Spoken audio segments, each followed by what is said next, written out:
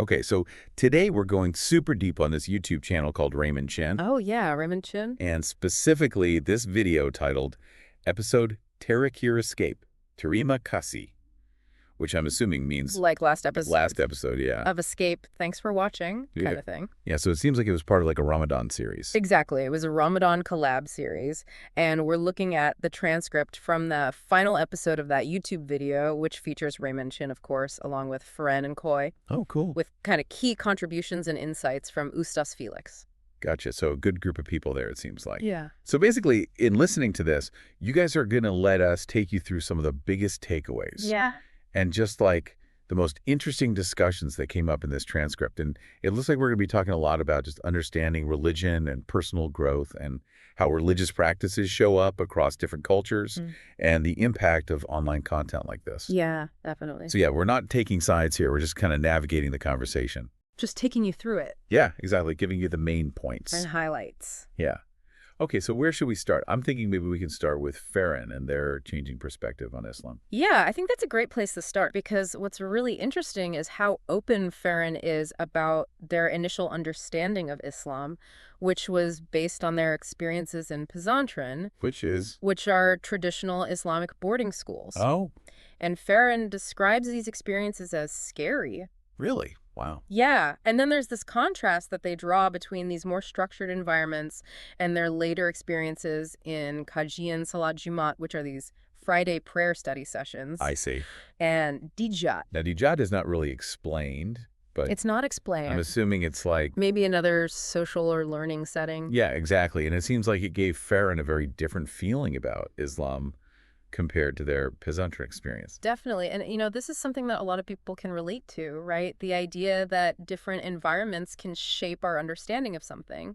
For sure. For sure. And, this comes up again when Feren humorously talks about misunderstanding Islamic phrases like Allahu Akbar. Right. And then experiencing like these hidayah vibes during these later encounters. Which means like a sense of spiritual guidance. Right, like a moment of connection. Yeah, exactly. Yeah. So it's really interesting to see how initially unfamiliar language and practices can actually start to resonate differently over time for someone. Yeah, totally. And it's funny, but it also hints at like a real curiosity, right? Yeah, definitely. And this is something that really stood out to me. Feren mentions how often Distifar was happening behind the scenes during the filming of the show. Which means seeking forgiveness from God. Right. And I just thought that was such an interesting detail because it really shows like a level of personal reflection and piety that you might not always see. Especially online, yeah. Yeah, exactly. It just adds another layer of humanity to the participants and to the series as a whole. Right. And then Feren literally says, Ternate Islam to engak semengerikan itu aletri. Oh, Islamitu. Meaning Islam is not as scary as it seemed. Right. Like that is huge. Yeah, that's a pretty big shift. Yeah, a total shift in perspective. And it seems like a really key figure in this shift is Ustaz Felix. Okay. Feren actually explicitly names him as the first religious teacher that they really connected with and contrasted this with their more limited interaction with someone named Ustaz Oki, noting that Ustaz Oki is a different gender. Interesting. So, it kind of suggests that having that relatable figure, someone that you connect with personally, can be so important when you're trying to understand new ideas. Totally, totally. And I mean, this makes sense, right? Like we've all had teachers or mentors or friends who just like helped us to see things in a new way because they were able to like meet us where we were at. Exactly. And Feren goes on to thank Ustaz Felix for opening their mind and helping them go away from this perception of religion as being solely about punishment or exclusion. Right. And it feels like this leads to like a really crucial takeaway for Feren, right? This idea of seeing religion as a guide for being beneficial to others, not just about like your own individual salvation. Exactly. It's more about like how your faith guides you to act in the world and to like have a positive impact. To live a good life. Yeah. Yeah, I love that.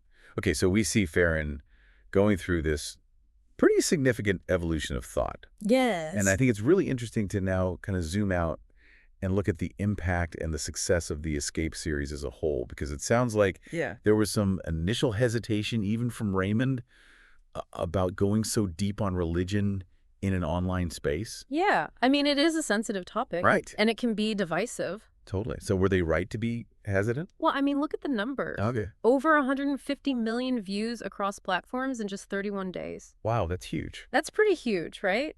Yeah. It seems like there's an appetite for these kinds of conversations. Yeah. I mean, it seems like people are really hungry for these discussions, even if they are a little bit, sensitive or taboo. Definitely. And then you have this element of Farron's kind of unexpected popularity. Yeah, Friends got fan accounts. They've got fan accounts. I love it. It's kind of wild, right? It shows you that someone who's genuinely engaging with new ideas can really connect with a wide range of people. Absolutely. Yeah. And this actually led to some pretty interesting conspiracy theories among viewers. Oh, yeah. Some people were convinced that the entire show was secretly centered around Farron. Wow. Which is hilarious. Yeah, it's funny, but it also shows how invested people were in their journey. Totally. And the impact wasn't just online chatter. Right. It wasn't just like likes and comments. Exactly. They talk about how people were taking notes while watching. Oh, wow. Even tuning in during their commute. On like trains and stuff. Yeah. So that level of engagement, that's more than just passive consumption. Yeah, for sure. And the high watch time that they mentioned backs this up, right? Like people weren't just clicking and moving on. They were really spending time with these discussions. Exactly. It seems like the content was really meaningful to them. Yeah, and it's interesting to hear that the initial goal wasn't just about religion, like they mentioned wanting to promote critical thinking. Yeah, IQ and EQ. Right, so it's like using religious topics as a way to encourage people to think more deeply about the world. Yeah. And of course, as we discussed, one of the main benefits for Farron was this feeling that Islam wasn't as scary as they had previously thought. Right, they were able to kind of work through some of their fears and assumptions. Definitely. Which brings us to this really interesting discussion about religious trauma. Yeah. They mentioned a comment from a listener who talks about having negative experiences in Islamic schooling with a focus on sin and hell. Yeah. Not all experiences with religious education are positive or nurturing. Right. Sometimes they can be quite damaging. And this is something that Farron connects with personally. They talk about their own experiences of religious trauma as a Chinese individual in Indonesia. Yeah, they talk about feeling belittled in the name of religion and specifically mention how the term kafir, which has a specific theological meaning, was kind of used as a more general insult against them. Oh, wow. Which is really sad. Yeah, that's really sad. And I think it highlights how a word that might have one meaning in a religious context can be twisted and used in a way that makes people feel othered or less than. Definitely. And Farron also mentions this fear of saying the wrong thing about religion. Oh, yeah. Which can really prevent people from asking questions. Yeah, for sure. Like, if you're afraid of being judged or corrected, you're probably not going to want to learn. And it's interesting because they talk about how societal attitudes seem to be shifting a little bit. So what might have been considered a lighthearted joke about religion in the past might now be met with more sensitivity. Which could be good or bad. Right? Yeah, it's a complex issue, and they suggest that maybe social media has played a role in amplifying this. I mean, probably right. Yeah. It's so easy to misinterpret things online and to be offended by things that you might not even notice in person.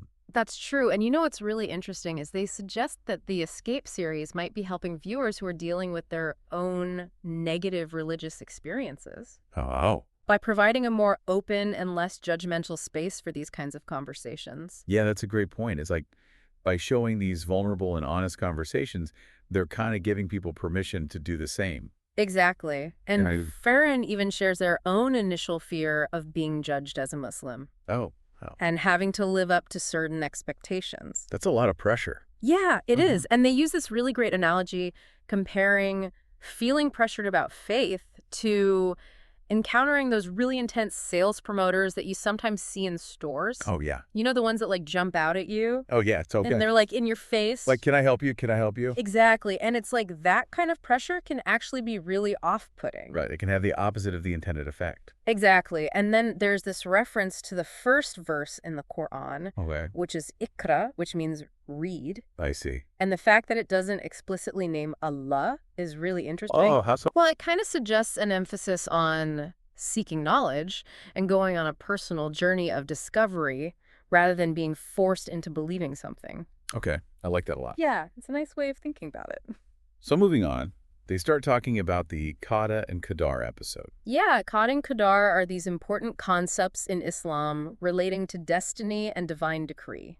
Gotcha. And it's interesting because Farron mentions that this is potentially their favorite episode, even Okay. though they haven't actually watched it yet. Which is kind of funny. It's pretty funny, right? But like, oh, I bet I'm going to love that one, but I haven't seen it yet. Yeah, but it also kind of highlights how appealing the topic itself is. Right. And how good Ustaz Felix is at explaining things. Exactly. Farron specifically says that they anticipate liking it because of Ustaz Felix's ability to break down these complex ideas. Right. And this is something that's so important when you're dealing with these kinds of theological concepts, right? For sure. You have to be able to make them accessible to people who might not be familiar with the terminology or the background. Otherwise, it just goes over everyone's heads. Totally. But, okay, I have to ask, did Farhan ever watch the episode? Well, they admit to falling asleep during the recording. No way! Yeah, which is pretty hilarious. Oh, man, that's amazing. It's great. And, they actually used this moment to encourage listeners to share which episodes they found most impactful. Oh, that's a good idea. Yeah, it's a nice way to bring the audience into the conversation. For sure, for sure. Okay, so I think now we should talk a little bit about Koi. Yeah. And their role in the series. So Koi is essentially like a translator for Ustaz Felix. I see. They kind of help to bridge any language or conceptual gaps and to explain things in simpler terms for Farhan and presumably for the audience as well. Yeah, that makes sense. And there's this funny part where Farhan jokes about feeling smarter when Koi isn't there. Right. Like implying that Koi's explanations make things a bit too simple. Yeah, but I don't think it's meant in a negative way. Right. It's more like a playful acknowledgement of the role that Koi plays in making these discussions more accessible. Yeah, for sure. And importantly, Koi really encourages Farhan to ask questions without feeling like they're going to sound dumb. Exactly. And that's so important for creating an open and engaging learning environment. Absolutely. Okay, so let's talk about something a little bit more practical. Okay. Merchandise. Merchandise. What's the future of Escape? Yeah. So they actually have this conversation about potentially promoting things like rendang. Which is like an Indonesian meat dish. Yeah. Delicious. Awesome. And clothing associated with the show. Okay. And then they have this funny exchange about the challenges of selling agama, which means selling religion. Right. And how to make the series financially sustainable. Yeah, because Ramadan's only a month long, right? Exactly. So they're kind of wondering if the show could continue based on merchandise sales. I see. They mentioned a figure of 100,000 pieces as a potential goal. Wow, that's a lot of merchandise. That's a lot. But it is interesting to think about the financial side of this, right? Yeah. Especially when the content is focused on learning and personal growth rather than pure entertainment. For sure. Okay, so another really interesting topic that they bring up is mu'alaf. Which is conversion to Islam. Right. And how much public interest there is around this issue. Yeah, they mention Raymond Chin's past statement about not converting, which actually went viral. Wow, so people are really paying attention to this. Yeah, it's the big deal. Interesting. And they acknowledge the fact that there has been a really significant trend of people converting to Islam in recent years. Yeah. And they talk about the reasons for this public fascination, suggesting that it can come from a place of joy and a sense of community, but also acknowledging that it can lead to some unhealthy expectations and pressure on the individual. Yeah, it's important to remember that conversion is a personal journey. Totally. And they actually give some advice to those who are happy for new converts. Oh, what's that? To pray for them privately, Yeah. rather than putting pressure on them to conform to certain expectations. I love that advice. Yeah, it's great advice. It's all about respecting the individual. Exactly. And it really highlights the difference between how talking about religion online used to be kind of taboo. Right. Versus how it can now be used to create positive impact and facilitate knowledge sharing, like we see with the Escape series. Definitely. It's like this really unique space for open and honest dialogue. For sure. Yeah. Okay, so let's talk a little bit more about Ustaz Felix. Okay. And specifically his background and his knowledge, because it sounds like there might have been some initial assumptions about him based on what people were saying online. Right. They mentioned that there were rumors that he might have more radical views. Yeah. Which is a good reminder that you shouldn't always believe everything you read on the internet. Especially when it comes to something as sensitive as religion. Exactly. And Raymond actually talks about being surprised by Ustaz Felix's demeanor in person. Yeah, he says it didn't match up with those initial perceptions. Which again underscores the importance of meeting people where they're at. Absolutely. And getting to know them directly. Rather than relying on hearsay or rumors. Totally. And it's really interesting to hear that Raymond and Ustaz Felix actually share a teacher. Yeah, they were students at different times, though. Right. Right, so it's like this cool connection that spans generations. It is, and Eustace Felix also has some pretty interesting experiences in his past. Oh, like what? Well, he mentions that one of his books, titled Yuda Putusin Ata, which means just breakup, Okay. was banned. Wow. Yeah, and a discussion about another one of his books was shut down by the police. Wow, so it seems like he's been through a lot. Yeah, he has. And, Farron's first impression of him is also really telling. What do they say? They described him as patient and a family man, Oh, wow. which, again, contrasts with any preconceived notions that people might have had. Totally, and I'm really curious to hear about his reading habits. Oh, yeah. Well, apparently he used to read about 80 books a year before smartphones became really popular. I mean, that's incredible. It's a lot, right? Yeah. And even after smartphones, he maintained a pretty impressive rate of about 20 books a year. Okay, so still a lot of reading. Yeah, and his interests are really broad. They're not limited to religion. That's awesome. And how does he explain his ability to retain so much information? Well, he attributes it to the prayers of his teachers Oh, wow. and to a natural aptitude for learning. That's pretty humble. It is, and he actually uses this analogy of having 1,000 lockers in his mind 1,000 lots. to represent how he recalls information. I love that. It's such a vivid image. It really is. And, it's really striking how all of these personal details give us a much more nuanced picture of Eustace Felix than anything we might have gathered from online rumors. Definitely, it shows you how important it is to go beyond surface-level judgments. Absolutely. Okay, so let's shift gears a little bit and talk about some of the ways that the Escape series seems to have impacted its listeners. Okay. Because they mention getting comments from people who say that they've become more religious after watching the show. Really? Yeah, like engaging in more consistent prayer and trying to be better people. Wow, that's incredible.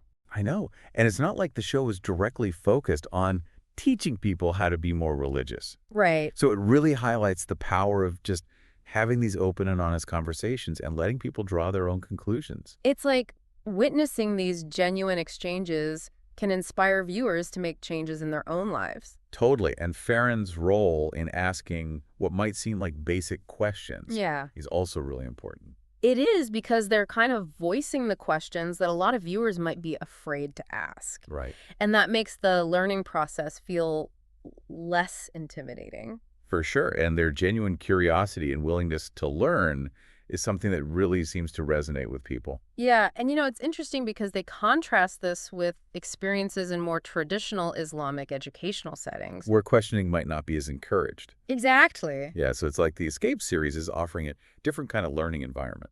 Definitely one that's more open to exploration and critical thinking.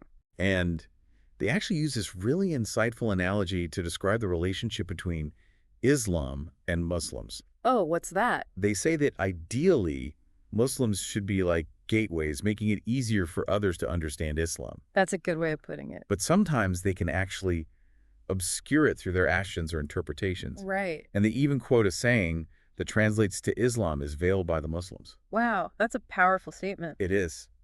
And it really highlights how important it is for Muslims to represent their faith in a way that is welcoming and accessible to others. Definitely. And, there's also this lighthearted moment where they talk about Islamic and Christian terms, like Muslim a Christian. Right. And they point out that there isn't really a commonly used equivalent for female Christians. Oh, yeah. It's just a small thing, but it kind of touches on those linguistic and cultural differences. Yeah, totally. And they also talk about receiving positive feedback from viewers in Malaysia. Oh, cool. Who appreciated the show's diverse range of knowledge. So it's clearly having an impact beyond Indonesia. Yeah, for sure. That's awesome. Okay, so I think now we should get into some of the specific Islamic concepts that they discuss. Sounds good. Starting with this funny correction about the names of angels. Oh, yeah. They accidentally mix up the names Israfil and Israel. Which is totally relatable, right? Like everyone makes mistakes. Especially when you're dealing with names. For sure. And then they go on to clarify the story of Qabil and Habil. Cain and Abel. Right. And its connection to the lamb that was sacrificed instead of prophet Ismail. Yeah. And the symbolic meaning of that sacrifice, which is overcoming negative traits like envy. Oh, that's interesting. Yeah, it's not just about the historical event. Right. It's about the deeper moral lesson. I like that a lot. And they also talk about Eid al-Fitr.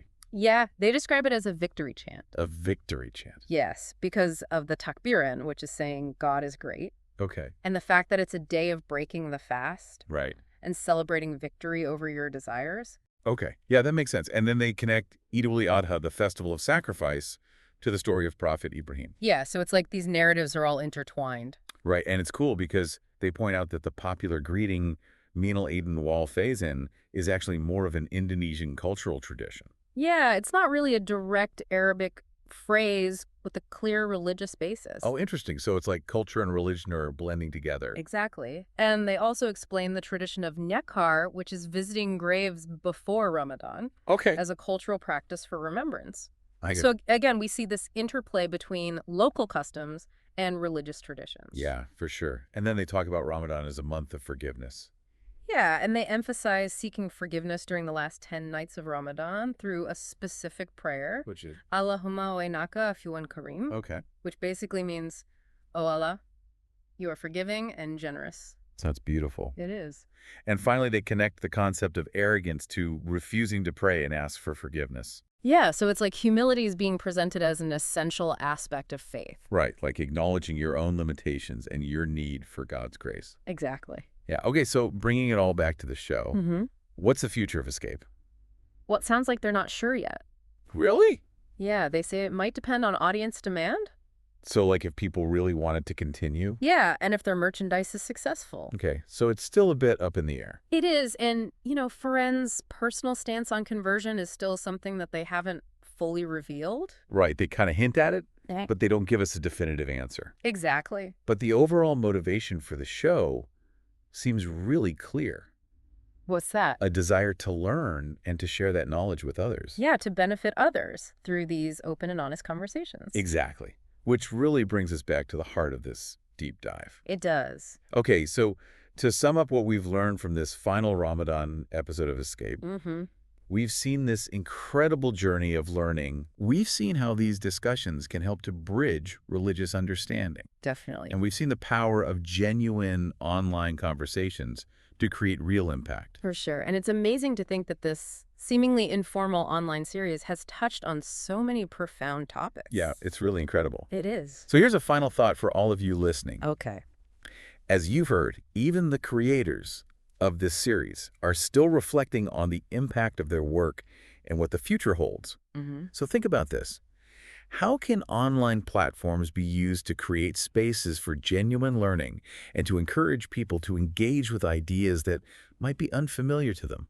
Yeah, that's a great question. What were some of the aha moments that resonated with you the most from this conversation? Yeah, what really stood out to you? And what questions are you still thinking about? Maybe take some time to reflect on your own assumptions and your own willingness to learn. Much like Feren did in this series. Yeah, you never know what insights you might discover. Thanks for joining us for this deep dive. See you next time.